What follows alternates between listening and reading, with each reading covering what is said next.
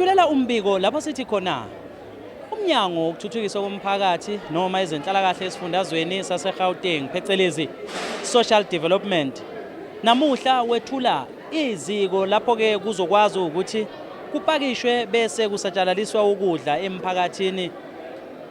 Nokho ke lokhu ke lomnyango uyakubalula ukuba kuzoba ke usizo olukhulu kulabo ke abentulayo.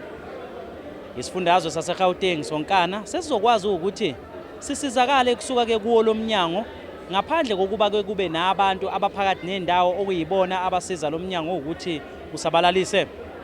Sikhulumisana ke nesikhulu esiphezulu kulomnyango sike sichazeleke kabanzi ukuthi kuhamba kanjani. Uma sisuka lapho singena ke ngaphakathi la kuba nje khona lo msebenzi wokwethula kwaleli ziko. Angibingelele sibonge impela ngokuthi nize nizosijoyina namhlanje.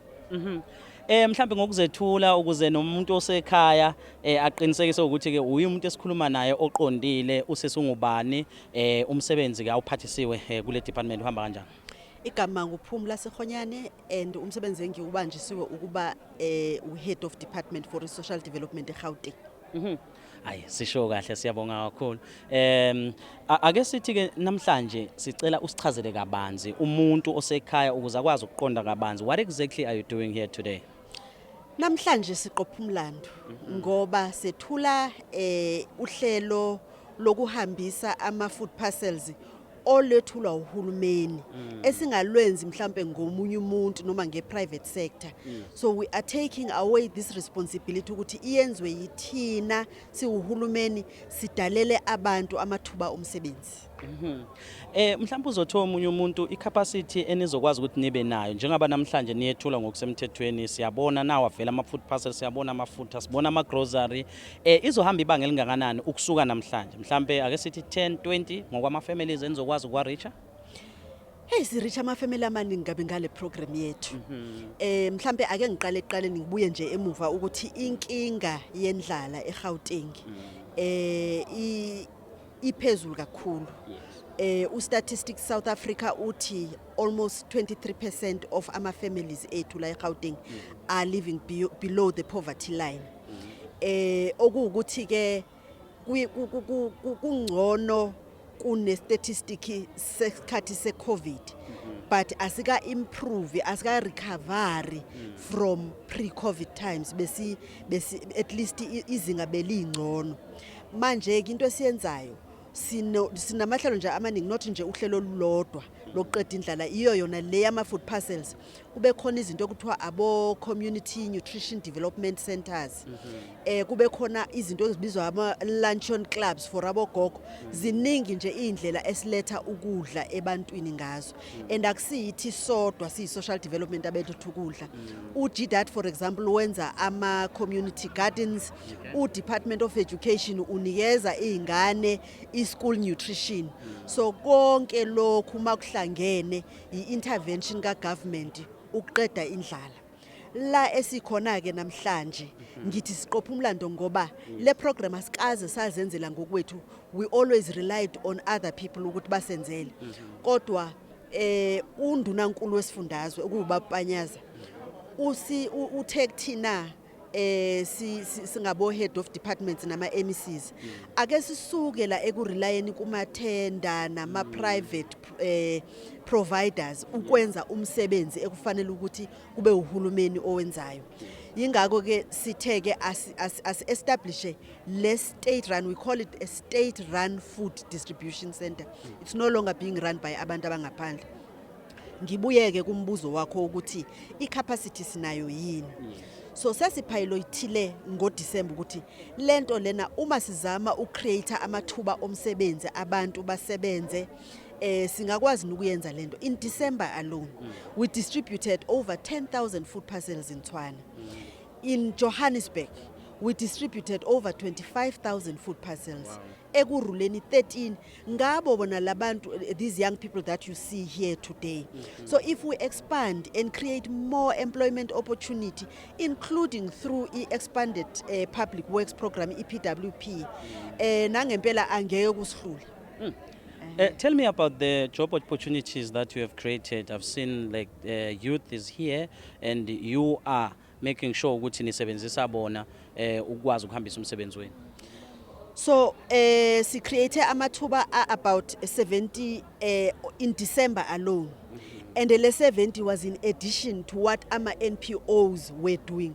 So you can imagine uma siwuthathela kuthina ke lo msebenzi sekuyithina ukuthi we are able to create even more employment opportunity whilst dealing nenkinga yendlala kuma families wethu. Okubalekile ngifuna ukusho ukuthi uma mhlambe sifika kwi family ethizeni sizobheka izinga lendlala, siyaye si-identify what we call a champion kuleyo family ekuzoba yiyona that we either link to job opportunities or to training opportunities ukuthi lo muntu masimtrainer noma simtholela ithuba lomsebenzi uyena ozokhipha ifamily out of poverty. But we also work with departments, the other departments then, to make sure that there is what they call exit pathway indlela yokuphuma endlaleni. Speaking of the NPOs or NGOs that have been assisting, but we know there's a challenge. Some of the NPOs, I can make a mention, we once visited an NPO which was started in 2013, Sepang Care Center, Evusumuze, Tembisa. Banakekela abantwana abahlala ngaphakathi about 16, and kune community that comes like more than 600 people. Inkinga abazama ukubhekana nayo nabazama ukuyixazulula yiyo indlala. But now they have a challenge ukuthi abasakwazi ukuthi babe ne capacity because the demand is more than what they can deliver. I-challenge abanayo ukuthi which I think there's many of ama NPO or ama NGO analayo machane ukuthi they cannot access help from social development ngenxa yokuthi kuthiwa indawo abakuyo isemkhukhwini. But if you arrive there uyibona indawo nawe as much as kuyindawo isemkhukhwini, but through the private sector they've tried ukuthi bakwazi ukuyidevelopa ibe ile ndawo engicabanga ukuthi ingafune. Ningabasiza kanjani abantu abafana nalabo mhlambe going back ukucheck ukuthi siyazi ukuthi ngeke simane sinqonqoza sithi uhulumeni siza abantu ngenkani, kufanele abantu bekwazi ukucomply. So it's a good point that you make at the end of your comment ukuthi i-compliance ibalekile. So uma sibheka ukuthi sifanda abantu sibafanda kanjani, of course sine criteria and the compliance is part of that criteria. But what we have done this year, siphoqolelwa uyena MEC wethu MEC Faith Mazibu ukuthi you can't just reject people uthi hayi awu qualify. You must then say, how do I help you to qualify?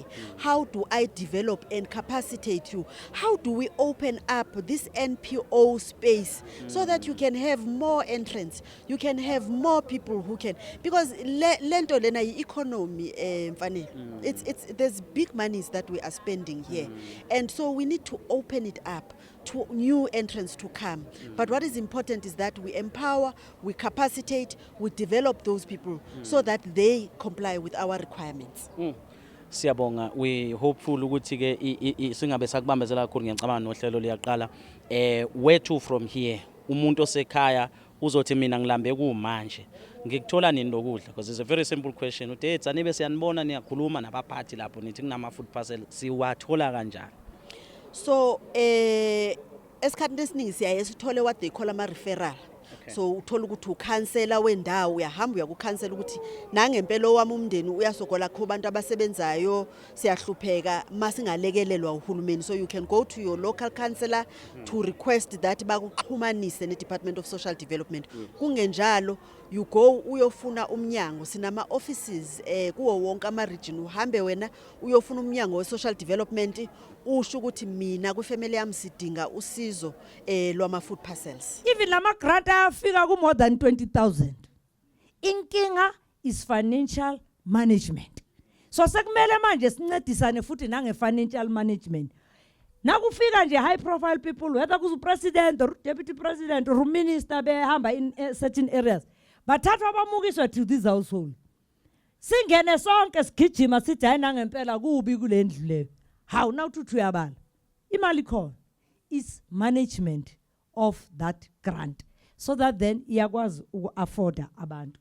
Others it's only ugogo kuphela oyitholayo le mali. Abazukulu bonke badampwe la kugogo. Abo mama babo angazi bakuphi okanye nabo baba babo.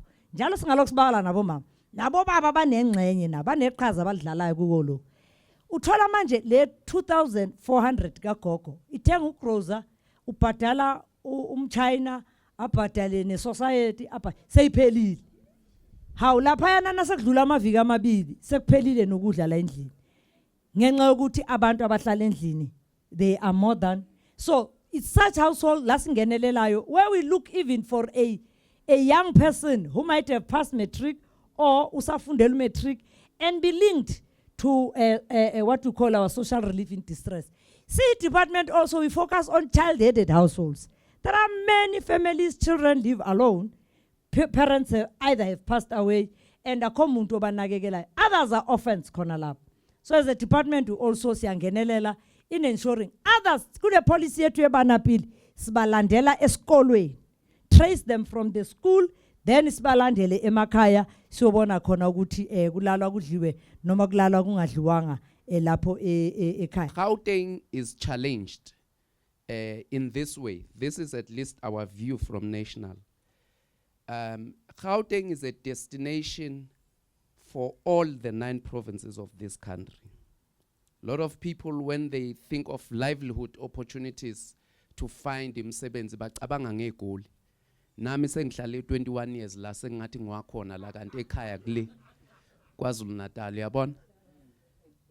But not only that, MEC, the whole of SADC region, we have people coming from all over, coming to Gauteng looking for opportunities. Now we are beginning to see tension between the locals and those that are coming from outside.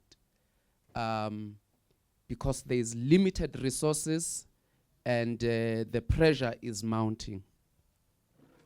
Now, being a department of social development, it becomes even more challenging because you have this social development agenda. You have over time grown the social protection agenda to an extent that you are at risk of losing your identity as a department of social development. I am the director for food and nutrition security coordination in the sector. And I am saying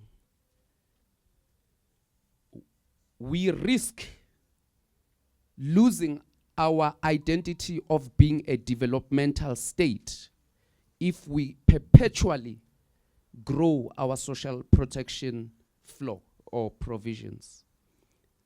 Okugutu social development usezophenduka Department of Social Welfare. As it is, statistics are saying we have 50% of our population receiving a grant of one form or the other. What does that say to us?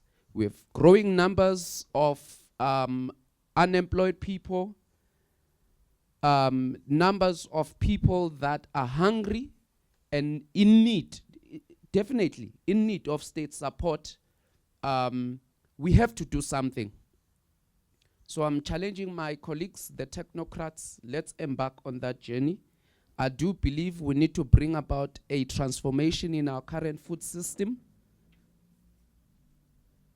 Hear me well, I'm not saying there's something wrong with our food system, but I'm saying there is everything wrong when we have people that cannot afford to buy food in the current food system. It means the food system is not able to provide for the needs of the most poor.